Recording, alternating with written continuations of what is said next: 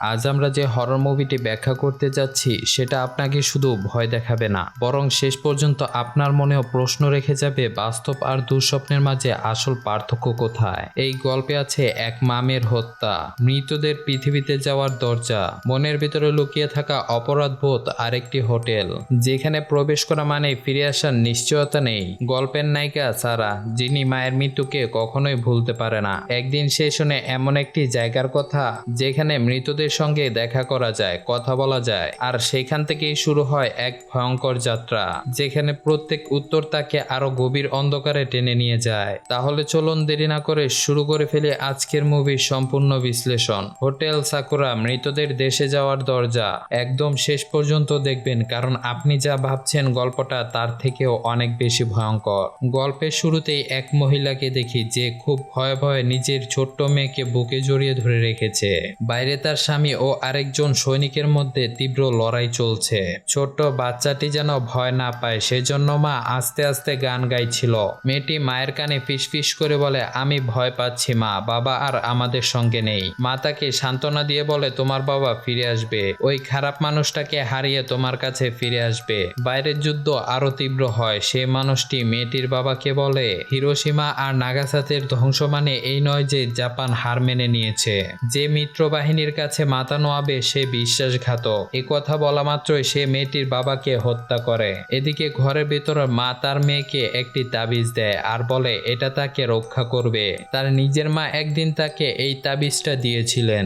মা তাবিজটি মেয়ের গলায় পরিয়ে বলে, যখন আমাকে মনে পড়বে এই ঘন্টাটি বাজাবে, আর মনে রেখো আমি তোমায় সবসময় ভালোবাসবো। ঠিক তখনই সেই লোকটি ঘরে ঢুকে পড়ে যেখানে মা মেয়ে লুকিয়েছিল। সে বলে, তোমার স্বামী তার লোকদের শত্রুদের কাছে মাথা নোয়াতে বলেছে, তোমরা বিশ্বাসঘাতক। মা তাকে সতর্ক করে বলে, আমাকে মেরে ফেলো কিন্তু আমার মেয়েকে স্পর্শ করবে না। কিন্তু লোকটি মেয়ের গলা থেকে তাবিজটি ছিনিয়ে নেয়, ঘন্টা বাজিয়ে বলে, এই তাবিজটি তোমাদের আর রক্ষা করতে পারবে না। তারপর সে নিঠুরভাবে মা ও মেয়েকে হত্যা করে। এরপর গল্প বর্তমানে ফিরে আসে। এখানে আমাদের পরিচয় হয় সারার সঙ্গে। কলেজে তার শিক্ষক বলছিলেন, ধর্ম, বিশ্বাস বা রীতি যাই হোক না কেন, পৃথিবীর সব দেশের মানুষ অতি প্রাকৃতিক সত্তার প্রতি একই ধরনের ধারণা পোষণ করে। তিনি আরো বলেন, জাপানিজরা খুব ধার্মিক নয়, কিন্তু অলৌকিক ঘটনার প্রতি তাদের বিশ্বাস খুব শক্তিশালী। সারা জিজ্ঞেস করে, তাহলে আপনি কি মনে করেন এরা কি সত্যিই আছে? শিক্ষক উত্তর দেন, তিনি কেবল একাডেমিক দৃষ্টিকোণ থেকে বিষয়টি আলোচনা করছেন, এর অস্তিত্ব প্রমাণ করতে নয়। ঠিক তখনই আল্ডো বলে ওঠে, ওরা আছে। সারা তার দিকে অদ্ভুতভাবে তাকায়। এরপরে সারা তার বন্ধু নিডাকে জানায় বাবাকে দেখে ক্যাফেতে আসবে। তখনই আল্টো মন্তব্য করে, এখনকার মানুষ চায় না অতি প্রাকৃত জিনিস বিশ্বাস করতে, কেননা এটা বিশ্বাস করলে সকলে তাদেরকে আদিমকালের মানুষ মনে করবে। সারা তার এসব কথায় গুরুত্ব দেয় না। সে বাবার বাড়িতে পৌঁছায়। বাবা হুইল চেয়ারে বসা। সারা তাকে খেতে সাহায্য করে। মায়ের পোশাকটি এখনো ঝুলছে দেখে তার নজর যায়। বাবা বলেন, অনেক সময় তো হয়ে গিয়েছে, সারা নিজেকে দোষ দেওয়া বন্ধ করো। সেই রাতে আমরা দেখি নিডা ক্যাফেতে কাজ করছে। সে খেয়াল করে লোকটি অনেকক্ষণ ধরে সারাকে দেখছে। লোকটি আর কেউ নয়, আল্ডো। নিডা কাজে ফিরে যায় সারাকে একা রেখে। সারা পেছনে তাকাতে দেখে আল্ডো এখনো তাকিয়ে আছে। কিছুক্ষণ পর আবার তাকালে সে নেই। ক্যাফের বাইরে আল্ডো এসে সারার সামনে দাঁড়ায়। সারা তাকে বকতে থাকে, সে কি তাকে অনুসরণ করছে? আল্ডো জিজ্ঞেস করে সারাকে, কখনো ইউমি নোকোমির সম্পর্কে শুনেছ? ইউনি নোকোনি হলো জাপানি বিশ্বাস অনুযায়ী মৃতদের জগতের দরজা। সারা বুঝতে পারে সে ইউমির অর্থাৎ মৃতদের দেশে যাওয়ার পথের কথাই বলছে। আল্ডো বলে সে এমন একটি জায়গা খুঁজে পেয়েছে যেখানে এসব সত্যি। কেউ তাকে সে জায়গার কথা বলেছিল এবং সে নিজে গিয়ে দেখেছে। আল্ডো তার হাতে একটি ছবি দেয় এবং বলে সে সেখানে তার মৃত বোনের সঙ্গে দেখা করেছে, এমনকি কথাও বলেছে। সে আরো বলে, তুমি কাউকে হারিয়েছ, তোমার চোখে সেটা দেখতে পাই। এ কথা বলে সে চলে যায়। ঠিক তখনই নিডা আসে এবং তারা একসঙ্গে বাড়ি ফেরে। সেই রাতে আল্ডো যেই জায়গার কথা বলেছিল সারা সেইগুলোকেই অনলাইনে খুঁজতে শুরু করে। কিছুক্ষণ পর সারা ল্যাপটপ বন্ধ করে ঘুমাতে যায়। সে মায়ের ছবির দিকে তাকাতে একটি ফ্ল্যাশব্যাক দেখা যায়। ছোটবেলায় সারা ধনী স্কুলের বন্ধুদের সঙ্গে বসে আছে। তারা ছুটির ভ্রমণ আর নতুন ফোন নিয়ে গল্প করছে। সে দেখে তার মা ঠিক সেই জায়গাতেই টেবিল পরিষ্কার করছে যেখানে তারা বসে আছে। বন্ধুরা মলে যাওয়ার পরিকল্পনা করে এবং তারা গাড়িতে ওঠে। সারা গাড়িতে উঠে দেখে তার মা ডেলিভারি বাড়ির জন্য স্কুটার চালিয়ে যাচ্ছে, কিন্তু দূরে গিয়ে সারা একটি দুর্ঘটনার শব্দ শোনে এবং সেটা ছিল তার মায়ের দুর্ঘটনা। অনেকগুলো লোক তার মায়ের দেহকে ঘিরে ধরে আছে, কিন্তু তাদের কারোরই মুখ নেই। ধীরে ধীরে তারা সারার দিকে এগিয়ে আসতে থাকে। ভয়ে সারা ঝাঁকুনি খেয়ে জেগে ওঠে এবং দেখে মুখহীন মানুষগুলো তাকে ঘিরে দাঁড়িয়ে আছে। সে চিৎকার করতে করতে বিছানা থেকে পড়ে যায়। তারপর বুঝতে পারে সবটাই ছিল দুঃস্বপ্ন। ইতিমধ্যে সকাল হয়ে গেছে। পরে সে ঘটনাগুলো নিডাকে বলে, জানায় আল্ডো যে জায়গার কথা বলেছিল সেটাই খুঁজে দেখেছে। সে আরো বলে আল্ডো তার সহপাঠী এবং আল্ডো দাবি করেছে যে ওই জায়গায় তার মৃত বোনের আত্মার সঙ্গে দেখা করেছে। নিডা জিজ্ঞেস করে সারাকে এখনো এসব নিয়ে আশায় আছে। সে মনে করিয়ে দেয় তারা কত না কত অদ্ভুত জায়গায় গিয়েছে যেখানে সারা তার মায়ের সঙ্গে দেখা করতে পারে, কিন্তু কোনোটাই প্রমাণিত হয়নি। নিডা তাকে বলে হয়তো তোমার মা স্বর্গে আছেন, তোমার উচিত তাকে শান্তিতে থাকতে দেয়া। সারাকে কষ্ট পেতে দেখে শেষ পর্যন্ত নিডা রাজি হয় তার সঙ্গে যাবে, তবে এটি হবে শেষবার। এরপর তারা আল্ডো যেদিকের কথা বলেছিল সেদিকে রওনা দেয়, যেটার নাম ছিল হোটেল সাকুরা। হোটেলে পৌঁছে তারা দেখে ভিতরে কেউ নেই। রিসিপশনের ঘন্টা বাজিয়ে কাউকে পাওয়া যায় না। হঠাৎ সারা দূরে একটি মহিলাকে হাঁটতে দেখে। সে দেখতে গেলে নিডা তাকে জিজ্ঞেস করে কি হয়েছে। সারা বলে সে একজন মহিলাকে দেখেছে। নিডা ভাবে হয়তো আরেকজন অতিথি। ঠিক তখনই কাউন্টারের সামনে হঠাৎ একজন লোক উপস্থিত হয়। নিডা অবাক হয়ে বলে সে কোথা থেকে এলো। লোকটি নিজেকে ইন্ডার্টো বলে পরিচয় দেয় এবং হোটেল সাকুরায় তাদের স্বাগত জানায়। সে জিজ্ঞেস করে তারা কতদিন থাকবে। সারা বলে 3 রাত। নিডা জিজ্ঞেস করে রুম নাম্বার 8-এর চাবি কেন নেই, কিন্তু ইন্ডার্টো প্রশ্নটি এড়িয়ে যায় এবং ফিকার নামের এক সহযোগীকে ডাকে। সারা জিজ্ঞেস করে হোটেলে কি অতিথি কম আসে। ইন্ডার্টো উত্তর দেয় তারাই একমাত্র অতিথি। সারা বলে সে একটু আগে তো এক মহিলাকে দেখেছে, কিন্তু কথা শেষ হওয়ার আগেই সহযোগী হাজির হয়। ফিকার তাদের রুম নাম্বার 5-এ নিয়ে যায়। যাওয়ার পথে সারা পেছনে কারো উপস্থিতি টের পায়, কিন্তু পেছনে কেউ নেই। কিছু দূর এগোতেই আবার সেই মহিলাকেই দেখতে পায়। রুমে ঢোকার পর ফিকার চাবি দিয়ে চলে যায়। নিডা রুমটি ঘাটাঘাটি করতে গিয়ে আলমারির ভিতর একটি ঝাড়ু পায়। সারা বলে জাপানের লোক কথায় শোনা যায় এমন ঝাড়ু দিয়ে অদ্ভুত আত্মা দূর করা হয়। নিডা মজা করে তা নিয়ে হাসাহাসি করে। এরপর সারা মায়ের ছবি টেবিলে রেখে মুখ ধুতে যায়। আয়নায় সে দেখে একজন মহিলা বাথটবে বসে তার নাম ধরে ডাকছে। সারা ফিরে তাকাতেই দেখে মহিলাটি এখনো আছে, কিন্তু ঠিক মতো চোখ ঘষে তাকাতেই দেখে সেখানে কেউ নেই। সে ভাবে হয়তো এটা তার ভ্রম, কিন্তু সে আবার আয়নার ভিতর সেই মহিলাকে দেখে। ঘুরে তাকাতেই দেখে সেখানে কেউ নেই। এরপরে সে সেখান থেকে বেরিয়ে আসে। হঠাৎ নিডা তাকে চমকে দেয় একটি ছোট কেক দিয়ে। আসলে আজকে সারার জন্মদিন। নিডা তার কাছে একটি ইচ্ছের কথা জানতে চায়। সারা ইচ্ছে করে সে যেন তার মায়ের আত্মাকে দেখতে পায়। নিডা বলে তার ইচ্ছাটা যেন সত্যি হয়। মোমবাতি নিভিয়ে দেওয়ার পর নিডা তাকে চোখ বন্ধ করতে বলে এবং একটি ছোট্ট ঘন্টাওয়ালা ব্রেসলেট উপহার দেয়। সারা তাকে জড়িয়ে ধরে। সেই রাতে সারা মায়ের ছবির দিকে তাকিয়ে সে তার মাকে দেখতে চায়। আশা করে এই জায়গাটি সেই সুযোগ করে দেবে। ঘুমাতে যাওয়ার সময় তার কাছে এক মহিলা এসে দাঁড়ায়। তার নাম ধরে ডাকে। সারা হঠাৎ জেগে ওঠে, কিছু একটার উপস্থিতি টের পায়। পরের দিন সকালে নাস্তা করতে করতে নিডা লক্ষ্য করে সারা ব্রেসলেটটি পরেনি। সারা বলে পরে পরবে। এরপর দেখানো হয় ফিকার তাদের রুম পরিষ্কার করছে। নিডা সারাকে যে ব্রেসলেটটি দিয়েছিল সেটা দেখতে পায় সে।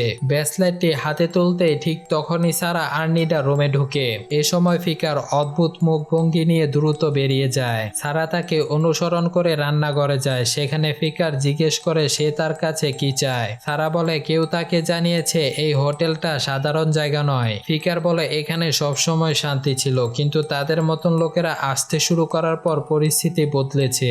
সারা আল্ডোর কথা তুলে জিজ্ঞেস করে তার কি আল্ডোর কথা মনে আছে। ফিকার বলে এই জায়গাতে খুব কম মানুষই আসে, তাই যে আসে তাকে সে মনে রাখে। সারা জিজ্ঞেস করে আল্ডো কোন রুমে ছিল। ফিকার বলে আল্ডো রুম নাম্বার 8-এ ছিল। সারা তাকে জানায় হোটেলে তো এমন কোনো রুম নেই। সে অনুরোধ করে ওই রুমটা দেখাতে, কারণ বিষয়টা তার জন্য খুবই গুরুত্বপূর্ণ।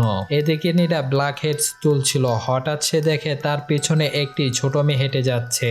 ঘুরে তাকাতেই কেউ নেই। আবার একই ঘটনা ঘটে। তৃতীয়বার মেয়েটি আবার আসে এবং মা বলে ডাকতে থাকে।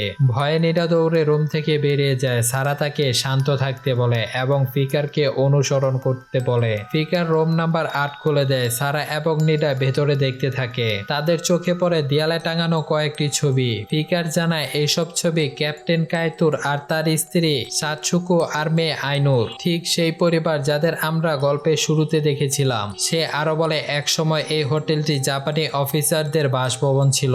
সারা জিজ্ঞেস করে আলডো কি সত্যি এখানে থাকতো এবং সে নিজেও কি এখানে থাকতে পারবে। ফিকার বলে আলডো এখানে থাকেনি, সে নকল চাবি বানিয়ে এখানে ঢুকেছিল, এর জন্য ফিকার তাকে বের করে দিয়েছিল।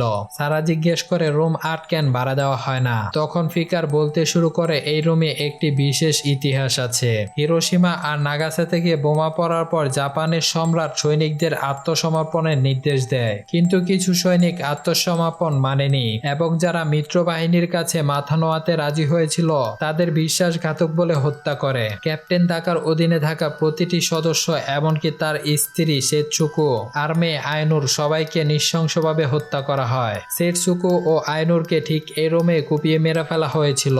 এরপর আমরা দেখি সারা মায়ের ছবির সামনে বসে আছে। হঠাৎ আলো নিভে যায়। ওয়াশরুমে থাকা নিডা জিজ্ঞেস করে বিদ্যুৎ চলে গেছে নাকি। সারা বলে হ্যাঁ। ঠিক তখনই সারা পায়ের শব্দ শুনতে পায়। ফোনের টর্চ অন করে সে রুমের চারপাশে দেখে শব্দটা আরো জোরে শোনা যায়। হঠাৎ সে দেখে রুমের কোনায় দাঁড়িয়ে আছে একজন মহিলা। সারা ভয়ে দৌড়ে আলমারি থেকে জারুটি বের করে আত্মাটিকে তাড়ানোর চেষ্টা করে। কিছুক্ষণ পর মহিলাটিকে আবারও দেখা যায়, এবার তার ঠিক পিছনে। এদিকে নিডা আবার সেই ছোট মেয়ের মা বলে ডাক শোনে এবং মেয়েটিকে চোখের সামনে দেখতে পায়। আতঙ্কে নিডা দৌড়ে বেরিয়ে আসে। সারা তখন কেঁপে ওঠে। এ সময় আলো ফিরে আসে এবং ইনভার্টো ঢুকে বিদ্যুৎ চলে যাওয়ার জন্য ক্ষমা চায়। এরপর নিডা বাড়ি ফিরে যেতে চায়, কিন্তু সারা অস্বীকার করে। সে বলে আলডো ঠিক বলেছিল, এই জায়গাটি মৃতদের দেশে যাওয়ার দরজা। নিডা বলে যদি সারা এটাই চায় তাহলে ভয় পাওয়ার সুযোগ নেই। এর পরের দিন দেখি ফিকার সারাকে খাবার পরিবেশন করছে এবং সাবধান করে দেয় তার কাছে যে ব্যাসলাইট আছে সেটা যেন সে না পড়ে। সারা জিজ্ঞেস করে কেন। ফিকার বলে তাকে যত তাড়াতাড়ি সম্ভব এখান থেকে চলে যেতে হবে। এর বেশি বলার আগে ইনভার্টো এসে তাকে ডেকে নিয়ে যায়। ফিকার চলে যেতে নিডা এসে বসে। সারা তাকে জানায় সে ঘুমাতে চায় রুম নাম্বার 8-এ। নিডা রাজি হয় না, কিন্তু সারা জোর দিয়ে বলে আলডো তার বোনের আত্মাকে রুম নাম্বার 8-এই দেখেছিল, তাই সেও হয়তো সেখানে তার মাকে দেখতে পাবে। হঠাৎ প্রবল বজ্রপাত শুরু হয়। ব্যাসলাইটের ছোট ঘন্টাটি শব্দ করে আর লাইট ফ্লিকার করতে থাকে। সঙ্গে শোনা যায় সেতসুকোর আত্মা ডাকছে তার মেয়ে আইনুরকে। সারা আর নিডা দৌড়ে উপরতলার রুমে চলে যায় আর লাইটও স্বাভাবিক হয়। ঠিক তখনই নিডার জানালার বাইরে সেই ছোট মেয়ের আত্মাকে দেখতে পায়। সে বিষয়টি উপেক্ষা করে দ্রুত জানালা বন্ধ করে বিছানায় শুয়ে পড়ে। সারাও শুয়ে আছে হাতে মায়ের ছবি ধরে, কিন্তু একটু পরে আবার সেতসুকোর কণ্ঠস্বর পুরো হোটেলে প্রতিধ্বনিত হয়। লাইট আবার ফ্লিকার করতে থাকে। রুম নাম্বার 8 থেকে সেতসুকোর আত্মা বের হতে দেখা যায়। হাঁটতে হাঁটতে সে মেয়েকে ডাকতে থাকে। এদিকে সারা নিজেকে খুঁজে পায় এক অদ্ভুত অন্ধকার জায়গায়, যেখানে তার স্কুল বন্ধুরা তার নাম ধরে ডাকছে। সারা ভয় পেতে থাকে। অন্যদিকে নিডা দেখে সারা বিছানায় নেই। সে ব্যাগ থেকে টর্চ বের করে। ঠিক তখনই একটি শব্দ শোনে। দেখে ছোট্ট মেয়েটির আত্মা বিছানার উপর লাফাচ্ছে। পরের মুহূর্তেই সে নিডার সামনে এসে দাঁড়ায়। নিডা দ্রুত ঝাঁটা হাতে নেয়, কিন্তু আত্মাটিকে দেখা যায় ওয়ার্ড্রপের মাথার উপর। চমকে গিয়ে নিডা মাটিতে পড়ে যায়। এই সময় সারা তার মাকে দেখতে পায়। ঘুরে তাকাতেই সে দেখতে পায় মায়ের এক অদ্ভুত রূপ। ভয়ে সারা জেগে ওঠে। দেখে সে রুম নাম্বার 8-এর ভেতরে রয়েছে। নিডা টর্চ তুলে নিতে মেয়েটির আত্মা তার সামনে উপস্থিত হয়। এদিকে সারা রুম নাম্বার 8 থেকে বের হতে দরজা খোলার চেষ্টা করে, কিন্তু দরজা বাইরে থেকে আটকে রাখা। এ সময় তার পিছনে কিছু একটা অনুভব করে। ঘুরে তাকাতেই সেতসুকোর আত্মা তার দিকে এগোতে থাকে আর আইনুর নাম ধরে ডাকতে থাকে। সারা চিৎকার করে নিডাকে ডাকতে থাকে। নিডা সে আওয়াজ শুনে দ্রুত দৌড়ে আসে। এদিকে দেখা যায় ফিকার প্রতিনিয়ত প্রার্থনা করছে। এর মধ্যে সেতসুকোর আরো কাছে চলে আসে। সে আইনুরের নাম ধরে ডাকতে থাকে এবং ঠিক যখন সারাকে আক্রমণ করতে যাবে তখনই নিডা দরজা খুলে সারাকে টেনে বাইরে নিয়ে আসে। এরপর সারাকে জিজ্ঞেস করে সে ঠিক আছে কিনা এবং সিদ্ধান্ত নেয় সারাকে বাড়ি নিয়ে যাওয়া। তারা কোনো রকমে হোটেল থেকে বেরিয়ে যায় এবং গাড়ি চালিয়ে সোজা বাড়িতে পৌঁছায়। বাড়ির সিঁড়ি বেয়ে উপরে উঠতেই সারা যেন স্তব্ধ হয়ে দাঁড়িয়ে পড়ে। নিডা তাকে বিছানায় শুয়ে দেয় এবং বলে সব ভুলে যাও, এটুকুই শেষ, আর কোনো খোঁজাখুঁজি নয়। এরপর সে নিজের বাড়িতে চলে যায়। পরের দিন সকালে সারা ঘড়ির অ্যালার্মে জেগে ওঠে। সারা বিছানা থেকে উঠে দরজা খুলতেই দেখে বাইরে এখনো গভীর রাত। বিভ্রান্ত হয়ে দরজা বন্ধ করে দেয়। অন্য দরজা দিয়ে দেখে, কিন্তু কি হচ্ছে এসব। সে অন্যদের দরজা নক করে, কিন্তু কেউ সাড়া দেয় না। এক রুমে ঢুকতেই দরজা সজোরে বন্ধ হয়। প্রতিনিয়ত শব্দ আরো বাড়তে থাকে। হঠাৎ সে চমকে ওঠে, ঘড়ির অ্যালার্ম বন্ধ করে। বুঝতে পারে সবটাই স্বপ্ন ছিল। তবুও সে আবার পরীক্ষা করতে দেখে আসলে সকাল হয়েছে কিনা। এ সময় সে নিজেকে খুঁজে পায় একটি শ্রেণীকক্ষে। তার এক স্কুল বন্ধু বেঞ্চে চক ঘষতে ঘষতে এক অস্বস্তিকর শব্দ করছে। ভয় সারা দৌড়ে অন্ধকারে চলে যায় এবং আবার এক অদ্ভুত জায়গায় পৌঁছায়, যেখানে দুই স্কুল বন্ধু অদ্ভুত কণ্ঠে বলে, চলো মলে যাই। সারা দৌড়ে পালাতে যায়, কিন্তু তারা তার পা ধরে ফেলে এবং আবার অ্যালার্ম বেজে ওঠে। এর পরের দৃশ্যে আমরা দেখি সারা বসে আছে নিডার সঙ্গে। সে বলে এখন সে বুঝতে পারছে না কোনটা বাস্তব আর কোনটা স্বপ্ন, সবকিছুই ভয়ঙ্কর। নিডা বলে তার ডাক্তার দেখানো উচিত। সারা রাজি হয় না। সে বলে তার কোনো ডাক্তারের কাজ নেই। নিডা বলে শিফট শেষ হলে সারাকে বাড়ি পৌঁছে দেবে। সে রাতে সারা ঘুমিয়েছিল, কিন্তু হঠাৎ অস্বস্তিকর অনুভব করতে থাকে। সে নিজেকে পুরো কম্বল দিয়ে ঢেকে ফেলে। এমন সময় সে শোনে সেটসুকুর গলা, নিজের মেয়েকে ডাকছে। সারা আস্তে করে কম্বল তুলে শুনে সেটসুকুর কান্না করছে। ভয় পেয়ে সে আবার কম্বলের নিচে লুকিয়ে পড়ে, কিন্তু এবার কম্বল সরাতে সে নিজেকে আবার সেই হোটেলের ঘরে পায়। আতঙ্কে সে আবার কম্বল দিয়ে ঢেকে ফেলে। সেটসুকুর ঠিক তার উপরে বসে আছে। সারা ছটফট করে ছুটে বেরোতে যায়, কিন্তু দরজা তালাবন্ধ। সে আরেক দরজা দিয়ে কোনো মতে পালায় এবং ছাদে পৌঁছে যায়, যেখানে সে দেখতে পায় একজন মহিলা ছাদ থেকে লাফ দিয়ে নিচে পড়ে যাচ্ছে। ভয়ে সারা নিচে নেমে আসে এবং দেখে রুম 8-এর সামনে সেটসুকুর আত্মা দাঁড়িয়ে আছে। সারা ভয়ে নিচে নেমে আসে এবং দেখতে পায় এক মহিলার আত্মা কাপের ভেতর চামচ নাড়াচ্ছে। আতঙ্কে সারা রিসিপশনের ডেস্কের আড়ালে লুকিয়ে পড়ে। মহিলাটি ধীরে ধীরে তার দিকে হেঁটে আসছে, হাতে কাপ, চামচ ঘোরাচ্ছে একইভাবে। চামচের শব্দ হঠাৎ থেমে গেলে সারা মাথা তুলে দেখে কেউ নেই, কিন্তু পরের মুহূর্তেই তার পেছনে আবার চামচ নাড়ার শব্দ শুরু হয়। সারা ঘুরে দাঁড়ায়, এক ভয়ঙ্কর আত্মা তার দিকেই তাকিয়ে আছে। হঠাৎ সারা আবার নিজেকে রুম নাম্বার 8-এ দেখতে পায়। সেটসুকুর আত্মা আবার তার পেছনে। সে চিৎকার করে জেগে ওঠে এবং দ্রুত অ্যালার্ম বন্ধ করে। এসব কিছু সে আজ সহ্য করতে পারছিল না। আতঙ্কে সে কান্নায় ভেঙে পড়ে। এরপরে আমরা দেখতে পারি সারার বাবা নিডাকে ফোন করছে। সে বলে সারাকে ফোনে পাচ্ছে না। নিডা বলে সে এখনই খোঁজ নিতে যাবে। নিডা সারার বাড়িতে আসে এবং বিল্ডিং এর গার্ড তাকে লক্ষ্য করে। নিডা সারার ঘরে ঢুকে জিজ্ঞেস করে সে এতদিন কোথায় ছিল। সারা বলে সে তো এখানেই ছিল। নিডা বলে সারা টানা 3 দিন ধরে নিখোঁজ। প্রথম দিন এসে সে ঘর খালি পেয়েছে, দ্বিতীয় দিনও সারা ছিল না, তৃতীয় দিন ফোনও ধরেনি। বাধ্য হয়ে সে ক্যাম্পাসে যায় এবং শেষে সারার বাবাকে জানায়, কিন্তু সারা জোর দিয়ে বলে সে তো কখনো কোথাও যায়নি, সব সময় নিডার অপেক্ষা করছিল। সে মনে করেছে হয়তো তার মানসিক ভারসাম্য নষ্ট হয়ে যাচ্ছে। প্রতিদিন একই দুঃস্বপ্ন, বারবার সেই হোটেলে ফিরে যাওয়া তাকে ধীরে ধীরে পাগল করে দিচ্ছে। নিডা তাকে জড়িয়ে ধরে সান্ত্বনা দেয়। এই সময় গার্ড লুকিয়ে তাদেরকে দেখছিল। এরপরে তারা আবারও দেখতে পায় সে ওই হোটেলে আছে।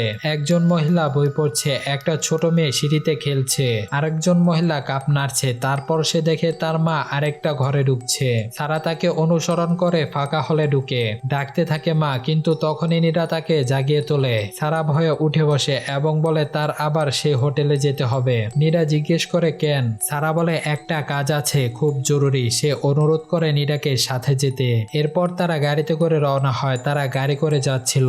গাড়ি হঠাৎ একটা কবরস্থানের কাছে নষ্ট হয়ে যায়। নিডা গাড়ি চেক করে আর সারা দাঁড়িয়ে থাকে কবরস্থানের ভেতরে। নিডা জানায় ইঞ্জিন ওভারহিট হয়ে যাওয়ার কারণে 15 মিনিট অপেক্ষা করতে হবে। সারা বলতে থাকে মানুষ বলে কবরস্থান ভয়ের জায়গা, অথচ এখানে সবকিছুই শান্ত। নিডা বিষয়টি এড়িয়ে যায়। এসব ঘটনার পর কবরস্থান নিয়ে কথা না বলাই ভালো। সে আশা করে সব শেষ হলে সারা মানসিক শান্তি খুঁজে পাবে। অবশেষে রাতে তারা হোটেলে পৌঁছায়। ভেতরে ঢুকে বেল বাজায়, কিন্তু কেউ নেই। সারা নিডাকে বলে ইন্ডার্টো আসা পর্যন্ত সামনে অপেক্ষা করতে। সে নিজে ভিতরে যায়। ভিতরে ঢুকতে সে আবার শুনে তাকে ডাকছে তার মা। মায়ের কণ্ঠ অনুসরণ করতে করতে সারা সিঁড়ি দিয়ে উপরে যায়। রুম 8-এর সামনে সে তার মাকে দাঁড়িয়ে থাকতে দেখে। এদিকে ইন্ডার্টো না আসায় নিডা সারাকে খুঁজতে বের হয়। অন্যদিকে সারা তার মাকে দেখে উৎসাহিত হয়ে পড়ে। অবশেষে তার মাকে খুঁজে পেল। এদিকে সারাকে খুঁজতে খুঁজতে নিডা এক ঘরে পৌঁছায়, যেখানে সে ফিকারকে পায়। নিডা বলে আমরা দুজন লবিতে অপেক্ষা করছিলাম, কিন্তু কেউ এলো না কেন। ফিকার কড়া গলায় বলে তোমাদের দুজনের তো এখানে থাকার কথা নয়। ঠিক তখনই নিডা দেয়ালে কিছু সংবাদপত্রের কাটিং লক্ষ্য করে। হোটেলে ঘটে যাওয়া বিভিন্ন মৃত্যুর খবর এখানে টানানো। এখানে সেই ছোট্ট মেয়েটির মৃত্যুর খবরও আছে, যে আত্মাকে সে বারবার দেখছিল। নিডা জিজ্ঞেস করে এখানে আসলে কি হয়েছে। ফিকার বলে সে সারাকে বারবার নিষেধ করেছিল এই ব্রেসলেট না পড়তে, কিন্তু সারা শোনেনি। সে আরো বলে হোটেলে আত্মারা আছে ঠিক, কিন্তু তারা সবাই খারাপ নয়, শুধু শের শুকুর ছাড়া। নীরা জিজ্ঞেস করে রুম নাম্বার 8-এ যে আত্মা ছিল সেই কি? ফিকার মাথা নেড়ে হ্যাঁ বলে। এই হোটেলে যত মহিলার মৃত্যু হয়েছে প্রত্যেকেই পড়েছিল ওই ধরনের বেসলাইট, আর ওই বেসলাইটের শব্দই শের শুকুরকে ডেকে আনে। এদিকে সারা তার মাকে ডাকছিল, আর মা ঘুরে দাঁড়াতেই সারা স্বস্তির হাসি দেয়, কিন্তু মুহূর্তের মধ্যেই তার মার রূপ বদলে শের শুকুরে পরিণত হয়। এদিকে নীরা চিৎকার করে ফিকারকে রুম নাম্বার 8-এ নিয়ে যেতে বলে। ঠিক তখনই ইন্ডার্টে এসে হাজির হয় এবং সে জানতে চায় সে এখানে কি করছে।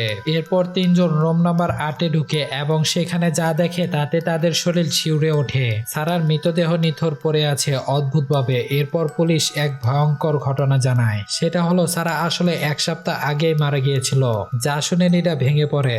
জিজ্ঞাসাবাদে ইন্ডার্টো বলে সারা ও নীরা চেক ইন করার সময় সবকিছুই স্বাভাবিক ছিল। তৃতীয় রাতে সে দেখেছিল নীরা একাই হোটেল ছেড়ে চলে যাচ্ছে। সারার কি হয়েছিল সে জানে না, কারণ সে যখন রুমটা চেক করছিল তখন রুমটা পরিষ্কার ছিল।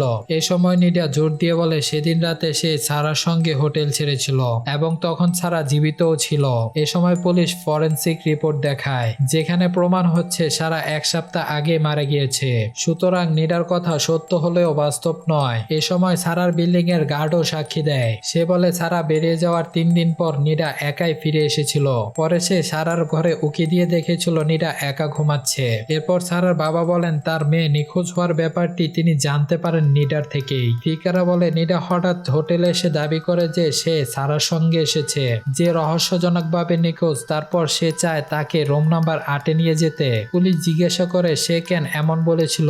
কোনো ধারণা করতে পারে না। ফিকার উত্তর দেয় না। পুলিশ নীরাকে জানায় তার কথাতে সমর্থন একজনও করছে না। একজনও কেউ হোটেল ছাড়ার পর তাকে সারার সঙ্গে দেখেনি। নীরা বলে সবাই মিথ্যে বলছে। পুলিশ বলে হয়তো উল্টোটা সত্য, হয়তো তাদের কথাই সত্য, হয়তো তুমি সারার নিখোঁজ হওয়া নিয়ে একটা গল্প বানিয়েছ, হয়তো কিছু একটা লুকাচ্ছ।